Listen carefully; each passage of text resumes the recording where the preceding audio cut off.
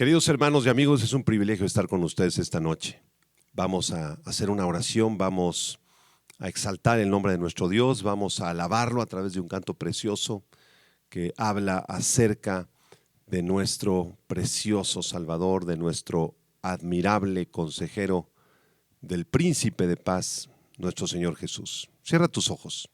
Padre, gracias te damos en el nombre de Jesús porque podemos estar aquí reunidos en tu nombre, Señor. Podemos cantarte, podemos exaltarte y servirte, Señor. Te amamos, te glorificamos y te bendecimos. En el nombre de tu Hijo Jesucristo recibe la gloria, Señor. Amén.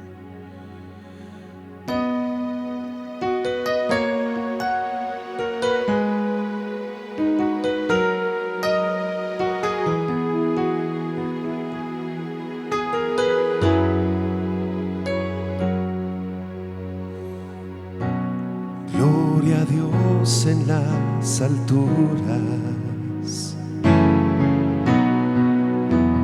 paz y buena voluntad. El Mesías ha nacido,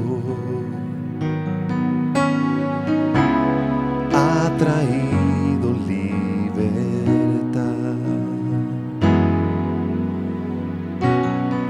Gloria a Dios en las alturas, paz y buena voluntad. El Mesías ha nacido, ha traído libertad.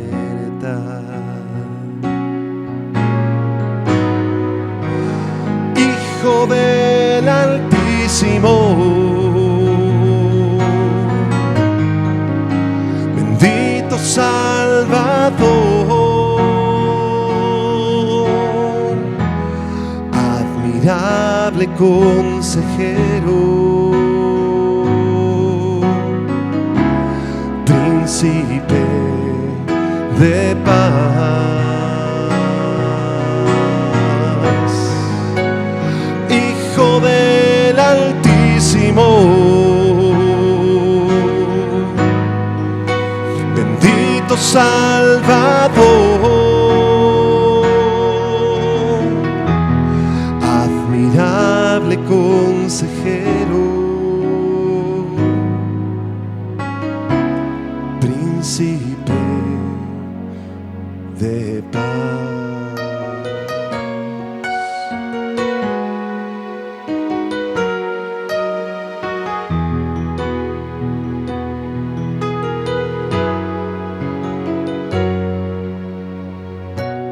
Gloria a Dios en las alturas,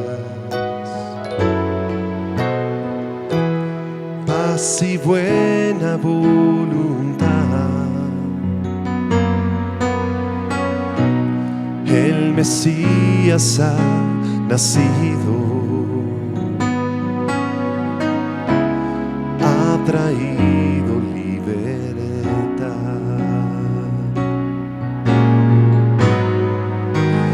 Hijo del Altísimo, bendito Salvador, admirable consejero, príncipe de paz.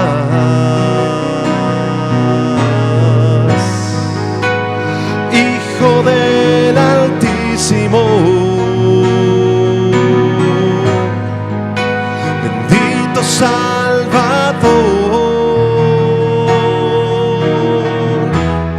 admirable consejero, príncipe de paz, príncipe de paz,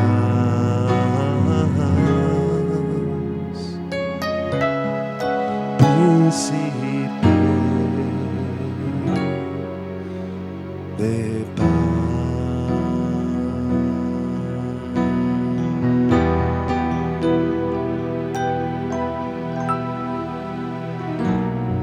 Tú eres el príncipe de paz, Señor, nuestro admirable consejero. Vamos a preparar nuestro corazón para recibir el estudio de la palabra de Dios.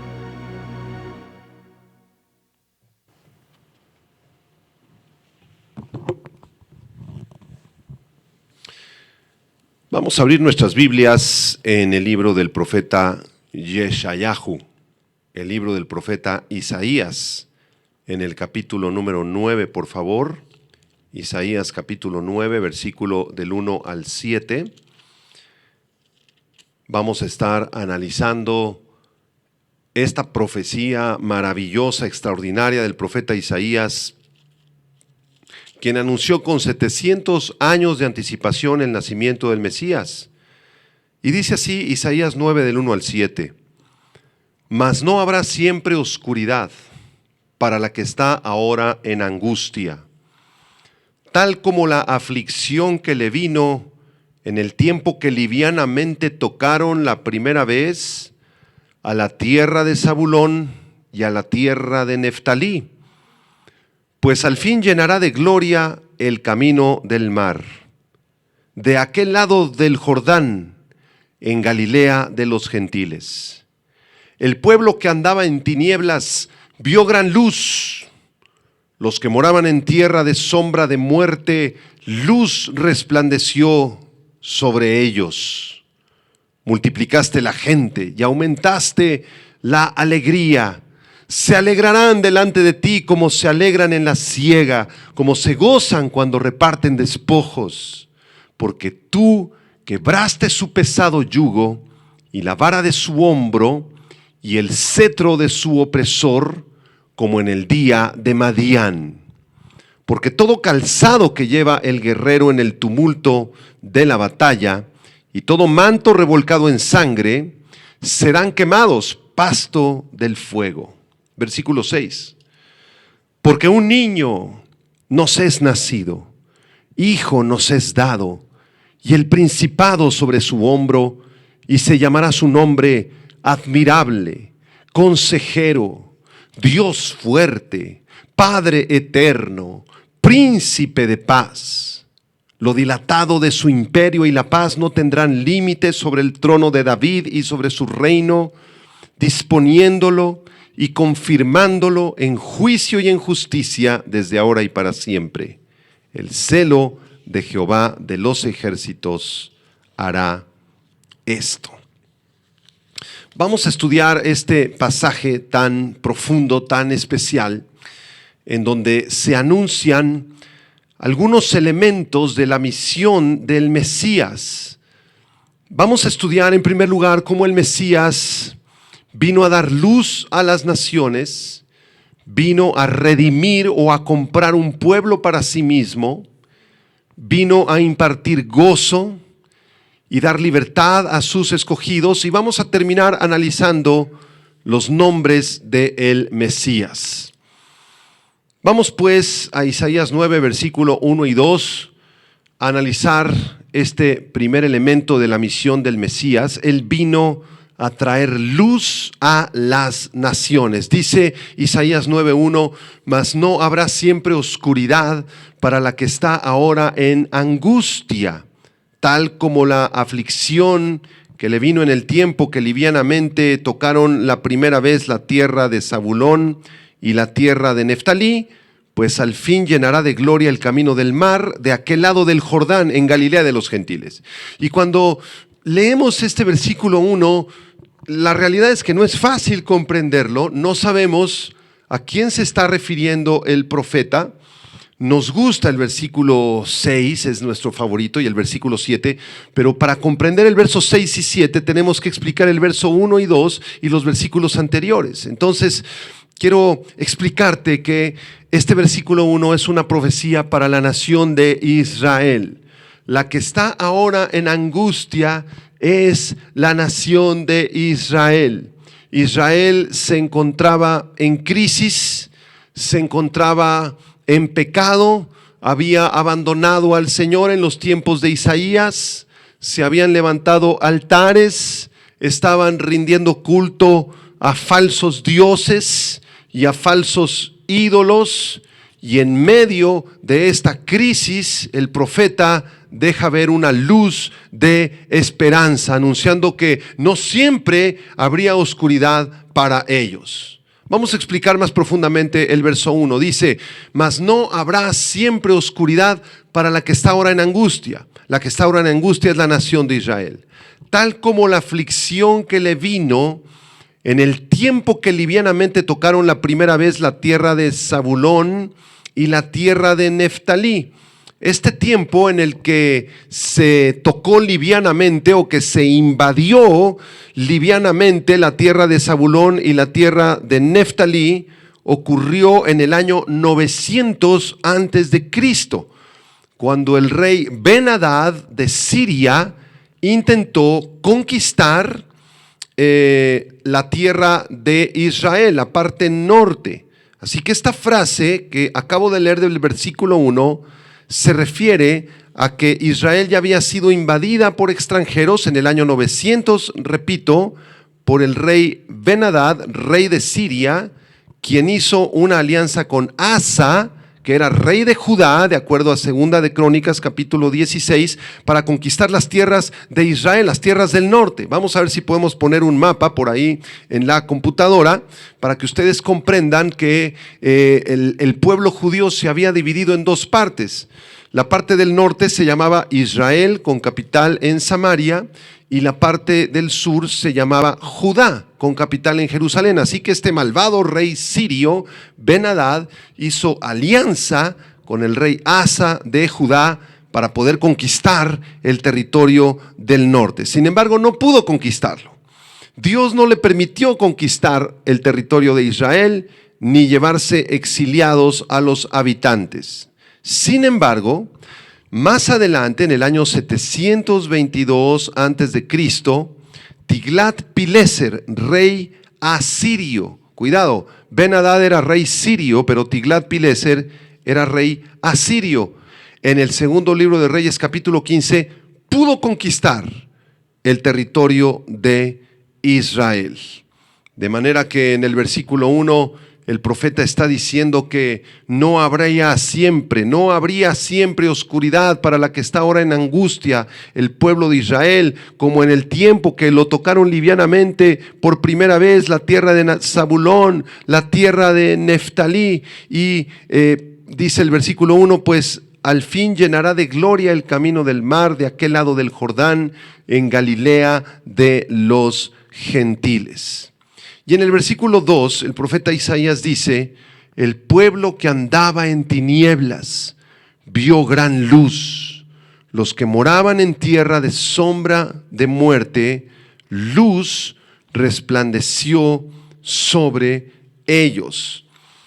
Así que esta promesa escrita por Isaías tenía que ver con que, aunque la tierra de Israel hubiera sido conquistada por el malvado rey asirio Tiglat-Pileser en el año 722 a.C. y los hubiera llevado al exilio y hubiera puesto sus falsos dioses ahí, llegaría un tiempo en que en la región de Zabulón, que en la región de Neftalí, que es la parte norte del territorio de Israel, vendría luz en medio de las tinieblas. El pueblo que andaba en tinieblas, que andaba en pecado, que andaba en idolatría, vería gran luz. Y los que moraban en tierra de sombra y de muerte, luz resplandecería sobre todos los habitantes del territorio de Israel, de la tierra de Zabulón y de la tierra de Neftalí, que más adelante se llamaría la tierra de Galilea o la región de Galilea, donde el Señor Jesucristo llevaría a cabo gran parte de su ministerio. Ahora, ¿cuándo se cumplió esta profecía de Isaías 9, versículo 1 y 2? Acompáñenme por favor al Nuevo Testamento, en el Evangelio, según San Mateo capítulo 4. Mateo capítulo 4, versículo 12 hasta el 17. Y este pasaje es maravilloso porque vemos aquí cuando Jesús empezó su ministerio público, alrededor de los 30 años de edad. Mateo 4, del 12 al 17, dice así: Cuando Jesús oyó que Juan estaba preso, volvió a Galilea, la región que corresponde a Zabulón y a Neftalí en la profecía de Isaías. Versículo 13. Y dejando a Nazaret, vino y habitó en Capernaum, ciudad marítima, en la región de Zabulón y de Neftalí, para que se cumpliese lo dicho por el profeta Isaías cuando dijo: tierra de Zabulón y tierra de Neftalí, camino del mar, al otro lado del Jordán, Galilea de los gentiles, el pueblo asentado en tinieblas vio gran luz, y a los asentados en región de sombra de muerte, luz les resplandeció. El Señor Jesucristo cumplió la profecía de Isaías 9, versículo 1 y 2, y vino a traer luz no solamente a la región del norte de Zabulón, de Neftalí, de Galilea, sino a toda la nación judía. Y quiero que noten el versículo 17, Mateo 4, 17, dice: desde entonces comenzó Jesús a predicar y a decir: arrepentíos, porque el reino de los cielos se ha acercado. Jesucristo vino a traer luz a la nación de Israel y al mundo entero. Y la primera predicación pública del Señor Jesucristo fue: arrepiéntanse, vuélvanse a Dios, porque el reino de los cielos, el reino de mi Padre, se ha acercado a ustedes. Es necesario que se arrepientan. Cristo predicó el evangelio de la gracia de Dios en su primer mensaje, cumpliendo la profecía de Isaías capítulo 9, versículo 1 y 2. Ahora, acompáñenme a Juan capítulo 8. Juan capítulo 8, en el versículo 12, por favor. Dice así: otra vez Jesús les habló diciendo: yo soy la luz del mundo. El que me sigue no andará en tinieblas, sino que tendrá la luz de la vida. Cristo es la luz del mundo. Cristo es el único que alumbra en un mundo de tinieblas a través de su Espíritu Santo, manifestándose en su iglesia y a través de cada uno de nosotros como sus hijos. También en Mateo capítulo 5 Jesús dijo: ustedes son la luz del mundo. Y una luz, una lámpara no se pone debajo de la mesa, sino que se pone encima para que alumbre a todos. Así alumbre vuestra luz delante de los hombres, para que vean vuestras buenas obras y glorifiquen a vuestro Padre que está en los cielos. De manera que la única luz de este mundo, amados hermanos y amigos, es la luz de Cristo Jesús, alumbrando a través de la iglesia, por medio de cada uno de sus hijos y de sus hijas del siglo XXI de este año que está terminando, 2021. Somos la única luz, la única esperanza de la humanidad cuando predicamos el evangelio de la gracia de Dios. Ahora bien, regreso a la profecía de Isaías capítulo 9, porque esta profecía tiene un alcance mucho más allá del ministerio público de Jesús. Esta profecía de Isaías 9, versículo 1 y 2, el pueblo que andaba en tinieblas vio gran luz, los que moraban en tierra de sombra de muerte, luz resplandeció sobre ellos. También es una profecía que atraviesa el ministerio de Jesús, atraviesa la muerte y resurrección de Cristo, atraviesa estos 21 siglos y se cumplirá de forma perfecta, de forma literal, en el reinado milenial del Señor Jesucristo. Isaías capítulo 42, versículo 16. Vean qué precioso está este pasaje. Dice así: Isaías 42, 16 es un pasaje mesiánico, profético. Dice así: y guiaré a los ciegos por camino que no sabían, les haré andar por sendas que no habían conocido. Delante de ellos cambiaré las tinieblas en luz y lo escabroso en llanura. Estas cosas les haré y no los desampararé. El Señor promete cambiar las tinieblas espirituales en luz, guiar a los ciegos por camino que no sabían.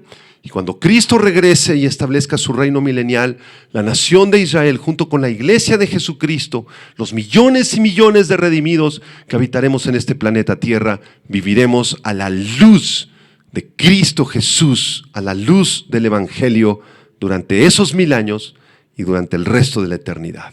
Qué preciosa profecía. Regresamos a Isaías capítulo 9, versículo 3. Vamos a estudiar en segundo lugar que el Mesías no solo vino a hacer luz a las naciones, a Israel y a todos los gentiles, sino que el Mesías también vino a redimir a un pueblo para sí. Isaías 9, verso 3, la primera parte del versículo, dice: multiplicaste la gente, multiplicaste la gente. El Señor multiplicará aquellos que serán redimidos, serán millones y millones. Algunos de ellos serán judíos redimidos en el tiempo de la tribulación, serán judíos de los tiempos del Antiguo Testamento, judíos convertidos en el tiempo de la gracia del Nuevo Testamento, y serán también gentiles. Debemos recordar que en el Antiguo Testamento Dios le prometió una descendencia a Abraham, ¿recuerdan? En Génesis 22, versículo 17, Dios le dijo a Abraham que su descendencia sería como las estrellas del cielo. Le dijo a Abraham: mira las estrellas del cielo. Sí, Señor, estoy viendo las estrellas del cielo. ¿Puedes contarlas, Abraham? ¿Cuántas estrellas son? Déjame contarlas, Señor, a ver si puedo. 1, 2, 3, 4. Señor, es imposible contarlas, son millones de estrellas. Muy bien, Abraham, ahora quiero que veas la arena que está a la orilla del mar. Toma un puño de arena. ¿Puedes contar esos granitos de arena, Abraham? Y Abraham dijo: Señor, no puedo contarlos, son demasiados, son millones y millones de granitos. Muy bien, Abraham, le dijo Dios, así será tu descendencia. Aquí Dios está hablando de 2 descendencias. La descendencia que corresponde a los granitos de la arena del mar tiene que ver con la descendencia física de Abraham, con la nación de Israel. Si tú perteneces a la nación de Israel, si tú tienes genética judía, tú perteneces a esos granitos que están a la orilla del mar. Pero las estrellas corresponden a la descendencia espiritual de Abraham, aquellos que hemos sido justificados por la fe en el Hijo de Dios, aquellos que somos hijos de Abraham por medio de la fe en Cristo Jesús, porque Abraham fue salvado por gracia, por medio de la fe, y esa fe le fue tomada por justicia. De la misma manera nosotros, cuando creemos en Jesús, somos salvados de la misma forma, por gracia, por medio de la fe. De manera que en el reino milenial de Jesús en la tierra habrá una gran multiplicación, viviremos los escogidos del Señor de todos los tiempos, y habrá una gran multiplicación de seres humanos. Y la gran mayoría de las personas que vivamos en el milenio adoraremos, conoceremos y serviremos al Señor Jesucristo. Mientras tanto, en este tiempo de la gracia, en este tiempo de la iglesia, debemos orar por nuestro mundo que está en tinieblas. Hay muchas personas que nos siguen en este estudio de varios países de Latinoamérica. Hay personas que nos siguen desde Estados Unidos, desde Centroamérica, desde Sudamérica, desde México, nuestra preciosa República Mexicana. Debemos orar por nuestros países, hermanos, porque están en tinieblas. Hay una confusión tremenda actualmente. Estamos a punto de entrar en un conflicto internacional, en una guerra internacional. Las potencias del mundo están en tensión unas con otras, Estados Unidos, Corea del Norte, Rusia, Medio Oriente, etc.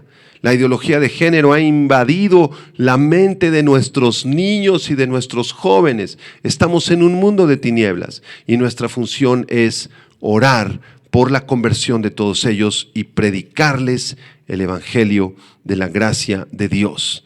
Dice en Hechos capítulo 2, versículo número 47, que los hermanos de la iglesia primitiva alababan a Dios y tenían favor con todo el pueblo, y el Señor añadía cada día a la iglesia a los que habían de ser salvos. Dios es el que va añadiendo aquellas personas que serán redimidas, que serán salvadas. De manera que esta profecía de Isaías 9, versículo 3, se cumplirá de forma literal en el futuro, cuando Cristo establezca su reino milenial, y se está cumpliendo de forma parcial en este tiempo de la gracia. Regresamos a Isaías 9.3 para ver una tercera característica del Mesías. Isaías 9.3, y esta tercera característica es que el Mesías vino a llenarnos de gozo. Vino a llenarnos de gozo. Dice Isaías 9.3, multiplicaste la gente. Y después dice, y aumentaste la alegría. Se alegrarán delante de ti como se alegran en la siega, como se gozan cuando reparten despojos. El Señor promete en su palabra dar a sus hijos gozo, un gozo perpetuo, una alegría eterna. Hermanos, quienes conocemos al Señor Jesucristo, comprendemos el gozo y la alegría que solamente Él nos puede dar. Aunque esto será una completa realidad hasta que Cristo regrese en su reino milenial, desde ahora podemos gozarnos, podemos alegrarnos en nuestro Dios. Hay muchos motivos por los cuales debemos alegrarnos y gozarnos. El principal motivo es por la salvación que el Señor Jesucristo nos ha dado, por su bondad, por la seguridad que tenemos en Cristo, porque Él reina por su palabra, por su gloria. Hermanos, uno de los propósitos principales por los cuales el Señor Jesucristo vino a morir en la cruz y resucitó de entre los muertos es para que nosotros fuésemos felices en Él, que estuviéramos completos en Él, que viviéramos una vida de gozo, de alegría. Es cierto, en medio de tribulaciones, en medio de pruebas, en medio de tristeza a veces, en medio de amargura y de desgracias, pero es un gozo inexplicable, ¿sí? Cuando nosotros recordamos la salvación que tenemos en Cristo, es motivo suficiente para gozarnos. El resto de nuestra vida y los problemas se ven más pequeños, más insignificantes al lado de la salvación que tenemos en Cristo. Vamos a repasar un par de versículos que hablan del cumplimiento de esta profecía en el reino milenial. Isaías capítulo 35, versículo 10. Isaías 35, versículo 10. Es un pasaje mesiánico, un pasaje profético que habla acerca del reino milenial de Cristo. Dice Isaías 35, 10. Y los redimidos de Jehová volverán y vendrán a Sión con alegría, y gozo perpetuo será sobre sus cabezas, y tendrán gozo y alegría, y huirán la tristeza y el gemido. Cuando Cristo regrese, viviremos para siempre con Él en alegría y gozo perpetuo. Cuando nosotros nos gozamos en Dios, cuando nos deleitamos en Dios, cuando Dios es nuestro mayor tesoro y Él es la fuente de nuestro mayor deleite en esta vida, ya no tenemos entonces por qué recurrir al pecado. Los creyentes que siguen atados a un pecado es porque el pecado les produce cierto placer, si no, no pecarían. Parte de la naturaleza caída del ser humano es esta, que el ser humano disfruta el pecado. Comer en exceso es sabroso. Fumar ese cigarrillo te parece delicioso. Tener esa inmoralidad en tu mente y en tu cuerpo te parece disfrutable. El pecado es algo disfrutable, si no, no sería atractivo. Por eso el enemigo y el mundo presentan el pecado como algo atractivo, como algo disfrutable, como algo que en donde se te promete ser feliz. Ahí vas a alcanzar la felicidad. Si obtienes ese dinero, si tienes esa mujer, si logras ese puesto, si obtienes estos placeres, ahí serás feliz. Y ese es un engaño. Es un engaño, porque la mayor felicidad, gozo y alegría que el ser humano pueda tener, lo encuentra solamente en la persona del Hijo de Dios, de Jesucristo. Les voy a enseñar otro pasaje en Isaías capítulo 61, versículos 10 y 11. Isaías 61, 10 y 11. También es un pasaje profético, mesiánico. Dice así el profeta Isaías: en gran manera me gozaré en Jehová. Mi alma se alegrará en mi Dios, porque me vistió con vestiduras de salvación. Me rodeó de manto de justicia. Como a novio me atavió y como a novia adornada con sus joyas. Porque como la tierra produce su renuevo y como el huerto hace brotar su semilla, así Jehová el Señor hará brotar justicia y alabanza delante de todas las naciones. Vean cómo el profeta Isaías se goza, y se goza en gran manera, dice el versículo 10, en gran manera. Su alma se alegra en el Señor, porque el Señor le ha vestido con vestiduras de salvación. Por la salvación que el profeta tiene, se ve rodeado de un manto de justicia, como si fuera una novia, como si fuera un novio. Él se está viendo de esta forma y encuentra en el Señor un regocijo extraordinario. De la misma manera debes verte a ti mismo, tu hermano, tu hermana, como una novia vestida con sus joyas, como un novio, porque así nos ve el Señor. Qué gozo, qué alegría, qué gran felicidad conocer a Cristo y servirle en esta vida. Regresamos a Isaías capítulo 9. Vamos a ver en cuarto lugar que el Mesías vino a traernos libertad. Isaías 9, versículo 4 y 5. Dice en la Escritura: porque tú quebraste su pesado yugo y la vara de su hombro y el cetro de su opresor, como en el día de Madián. Recuerden, el Señor está profetizando de forma cercana a la nación de Israel, porque fueron conquistados por el rey Tiglat-Pileser en el año 722 a.C. Y aquí se promete que iban a regresar a su tierra. Un día el Señor quebraría el yugo, quebraría la esclavitud, quebraría el mando de los asirios, así como lo hizo en el día de Madián. En el libro de los jueces, Gedeón derrotó a los madianitas. El Señor le dio la victoria de una manera maravillosa, milagrosa. Así el Señor quebraría el yugo. Recuerden que el yugo es un aparato de madera a través del cual se abraza el cuello de dos animales de carga, de dos bueyes, para que vayan parejos, para que el arado vaya parejo. Pero es un instrumento de tortura, es un instrumento de esclavitud. De manera que en el versículo 4 Dios profetiza que en el futuro para la nación de Israel serían librados de los asirios. Y así fue. Y hacia el milenio, el Señor también profetiza que la nación de Israel será liberada de todos sus enemigos que la han querido destruir por siglos. Y el verso 4, amados hermanos, también se aplica para nosotros, los creyentes del Nuevo Testamento. Esto se refiere a la libertad con la que Cristo nos hizo libres de Satanás.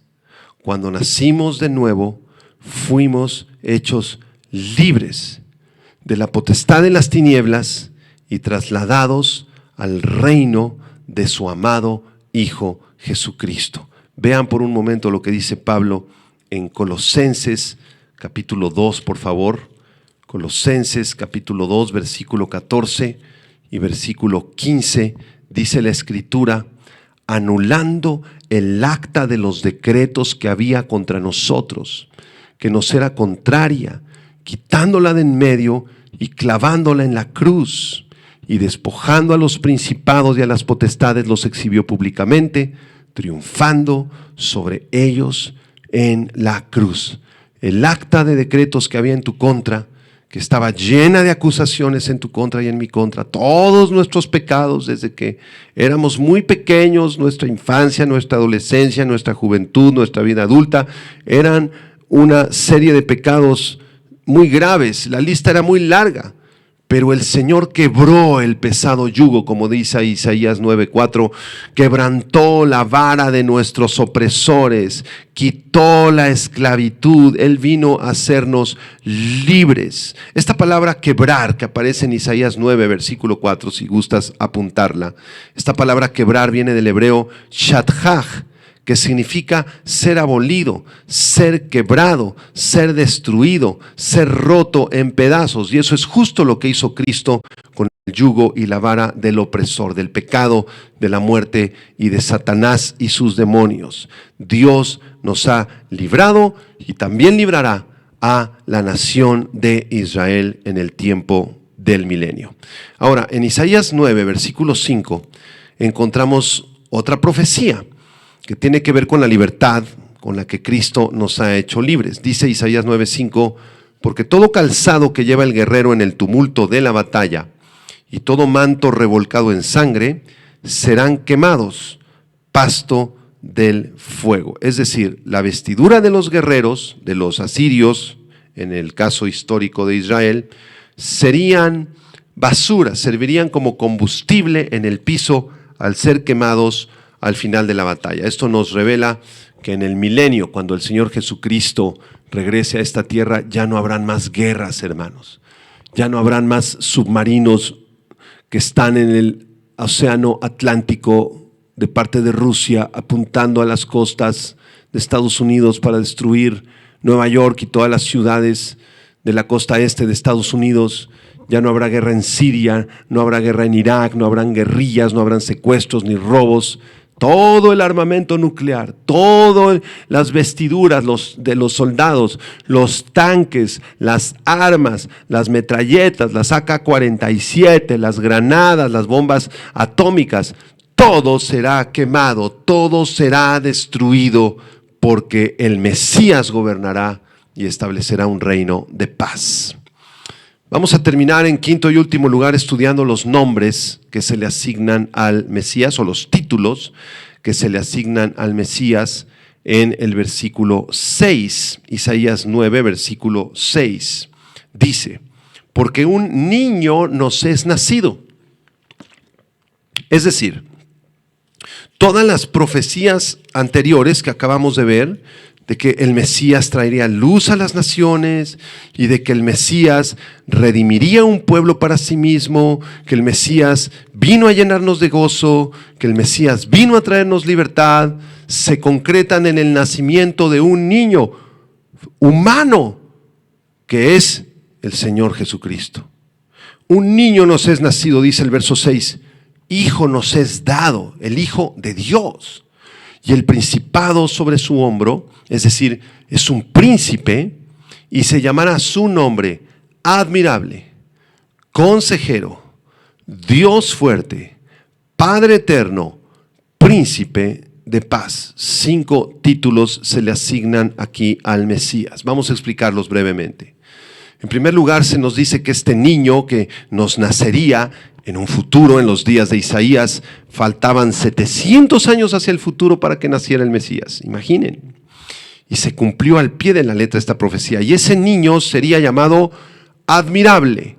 La palabra hebrea Pele, P-E-L-E, se refiere a un milagro, a una maravilla, a una cosa hermosa, a una cosa sobrenatural. Y esta palabra hebrea siempre se utiliza en el contexto de las obras maravillosas de Dios o de la palabra de Dios. La palabra Pele, admirable, maravilloso o milagroso, se le asigna a Dios en el Antiguo Testamento en el trato con su pueblo, como por ejemplo cuando salió Israel de la opresión de los egipcios y se abrió el Mar Rojo. Eso fue algo admirable, fue algo milagroso. Sin embargo, en Isaías 9, versículo 6, este título se le asigna no solo a Jehová, sino al Hijo de Dios, al Mesías, a Cristo. Cristo es admirable, el milagro más grande, el evento más grande de tu vida, la maravilla más grande, la cosa más hermosa, más extraordinaria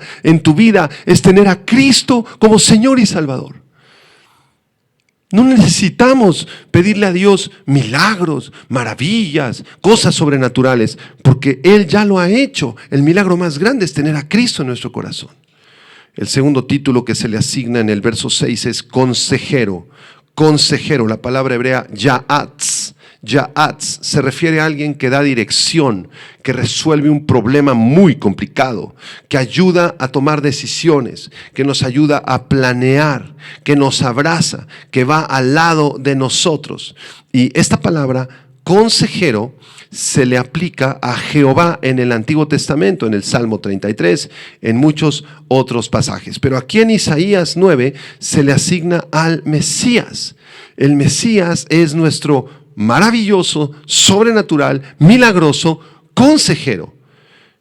Si tú necesitas consejo de parte de Dios, si estás a punto de tomar una decisión muy importante, con quién te vas a casar, qué carrera vas a estudiar, dónde vas a trabajar, dónde vas a vivir, qué es lo que debes hacer con tus padres, cómo debes educar a tus hijos, cómo debes tratar a tu yerno, a tu suegra, a tu tío, a tu papá, a tus nietos, pide consejo al admirable consejero que es Jesucristo a través de la oración y de su palabra, y Él te dará el consejo y la sabiduría que tú necesitas. El tercer título, Isaías 9:6, dice admirable, Pele, consejero, Ya'atz, y después dice Dios fuerte, el Elohim en el hebreo. Este nombre se le asigna a Jehová en el Antiguo Testamento, pero aquí se le está asignando al Mesías, por lo cual confirmamos una vez más que el Mesías, Yeshua, comparte la misma naturaleza divina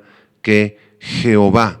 Cristo es el Mesías de Dios, Él es Dios fuerte, Dios, el Mesías, Jesús, Yeshua, es Dios. El Espíritu Santo cubrió a esa jovencita judía llamada María y depositó la genética de Dios, fecundando el óvulo humano de María. Cristo es 100% un ser humano, perfectamente constituido como ser humano, y al mismo tiempo es 100% divino, es Dios en la carne. El cuarto título que se le asigna es Padre Eterno. Padre Eterno, esto es maravilloso. La palabra Padre viene del hebreo Ab, A-B, y quiere decir progenitor, Padre, ancestro, originador, consejero, protector. Y la palabra eterno, la palabra ad en hebreo, se refiere a la perpetuidad o a la eternidad. Entonces, es interesante que en el idioma hebreo no existía una palabra para denotar el tiempo. Simplemente esta palabra ad o eterno se refiere a el incomprensible pasado, presente y futuro en Dios. De manera que este título, Padre Eterno, ad, se le asigna a Jehová en el Antiguo Testamento, pero aquí en Isaías se le está asignando al Mesías. Impresionante. El Mesías comparte la misma naturaleza que el Padre Eterno. Él es no solamente nuestro Dios fuerte, sino que Él es nuestro Padre Eterno. Cristo es quien nos engendró a través de su Espíritu Santo y de su palabra. Él nos hizo renacer para una esperanza viva. Esto es maravilloso. Y el último título, el quinto y último título que se le asigna al Mesías es príncipe de paz. La palabra hebrea Sar, Shalom. Sar, príncipe, paz, Shalom. Se refiere a un capitán, un jefe, un gobernante, un comandante, un líder, un príncipe. Nuestro precioso Señor Jesucristo es el príncipe, el capitán, la cabeza, el jefe, el comandante, el único que puede darnos paz en nuestra alma, hermanos. Juan 14:27, el Señor Jesucristo dijo: mi paz os dejo, mi paz os doy. Yo no os la doy como el mundo la da. No se turbe vuestro corazón, ni tenga miedo, hermano, hermana en Cristo que me escuchas. No tengas miedo, no vivas más en angustia, en tristeza, en desesperación. Vives angustiado todo el día por tus hijos, angustiada todo el día por el dinero, angustiado por el trabajo. No puedes dormir. Debes arrepentirte porque eso es un pecado y entregar tu vida, tu alma y tu corazón al Sar Shalom, al príncipe de paz. Isaías 26, versículo 3 dice: tú guardarás, Señor, tú guardarás en completa paz aquel cuyo pensamiento en ti persevera porque en ti ha confiado. Tú nos guardarás si perseveramos en pensar en ti, en confiar en ti, Señor. Tú nos guardarás en tu paz. Y en último lugar, Isaías 9:7, este es un versículo hermoso para terminar. Dice lo dilatado de su imperio. Esto no quiere decir que el imperio de Cristo se vaya a retrasar o a dilatar en un sentido de tiempo o temporal, sino que más bien la palabra dilatarse significa expanderse, como cuando calentamos un metal y se expande, se hace un poco más grande. De la misma manera, el imperio del Mesías se dilatará. No tendrá límite la paz, verso 7, sobre el trono de David. Recuerden que David es el ancestro del Señor Jesucristo, y sobre su reino, disponiéndolo y confirmándolo en juicio y en justicia desde ahora y para siempre. El celo de Jehová de los ejércitos hará esto. De manera que el reino de Cristo no tendrá fronteras, no tendrá límites, y el Señor lo establecerá muy pronto aquí en la tierra. Entonces, como resumen, número 1, el Mesías vino a traer luz a las naciones. Número 2, el Mesías vino a redimir a un pueblo para sí, tanto a Israel como los gentiles. Número 3, el Mesías vino a llenarnos de gozo. Número 4, el Mesías vino a traernos libertad. Número 5, el Mesías es el admirable, consejero, Dios fuerte, Padre eterno, Sar Shalom, príncipe de paz.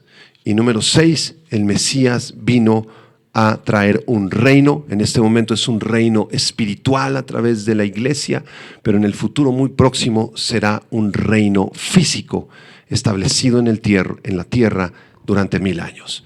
Vamos a orar. Señor, gracias te damos por haber venido a este mundo, Señor, porque sin ti estaríamos perdidos, estaríamos confundidos, Señor. Nuestra vida no tendría sentido, no tendría dirección, no tendría propósito ni motivo alguno. Pero, Padre, gracias. Gracias por haber venido a darnos luz, habernos liberado del yugo, de la esclavitud del pecado y de Satanás y de la muerte. Gracias, Señor, por habernos comprado con tu sangre. Gracias, Señor, porque tú eres nuestro milagroso, admirable, único y sabio consejero. Tú eres nuestro Padre eterno. Tú eres el príncipe de paz. Ven muy pronto a la tierra. Anhelamos tu presencia. Te deseamos. Te amamos con todo nuestro corazón, y te damos la honra y la gloria en Cristo Jesús, en tu nombre precioso. Amén. Amén. Gracias por haber seguido este estudio bíblico. Que Dios te bendiga a ti y a tu familia, y nos vemos la próxima semana. Vida Nueva para el Mundo se sostiene y propaga el mensaje de salvación